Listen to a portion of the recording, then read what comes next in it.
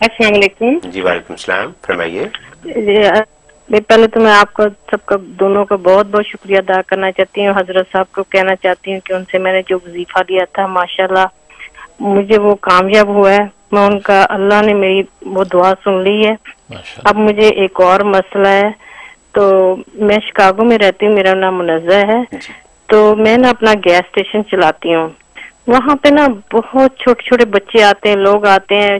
میں اب اگر گھر میں ہوں بیٹھی ہوں تو میں کہتی ہوں کوئی ایسی چیز بتائیں کہ میں پڑھوں کو، جیسے ایک باغ کو حفاظت کر رہے ہیں ویسی حفاظت ہو جائے، چوریاں نہ ہو. دوسرا مجھے یہ مسئلہ ہے کہ ایک آدمی ہے جو بہت ایماندار ہے، میں چاہتی ہوں کہ وہ میرا مینیجر بن جائے کیونکہ میرے پاس چلانے والا کوئی نہیں ہے، میں وڈو ہوں.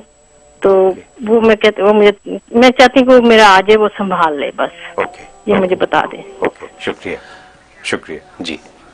جی سب سے پہلے تو اللہ تعالیٰ نے آپ کو برکت رحمت دی، وظائف سے فائدہ ہوا، اس کے لیے 2 رکعت نماز شکرانہ ادا کریں اور حسب توفیق صدقہ غریبوں میں تقسیم کریں. اور باقی یہ ہے کہ آپ چوریاں بہت ہوتی ہیں، اس کی حفاظت کے لیے نوٹ کر لیں یا حافظو یا حفیظو، یا حافظو یا حفیظو 101 دفعہ پڑھنا عشاء کے بعد، اور پڑھ کے تصور میں لا کے آپ اپنے سٹور پہ اپنی چیزوں پہ دم کر دیا کریں.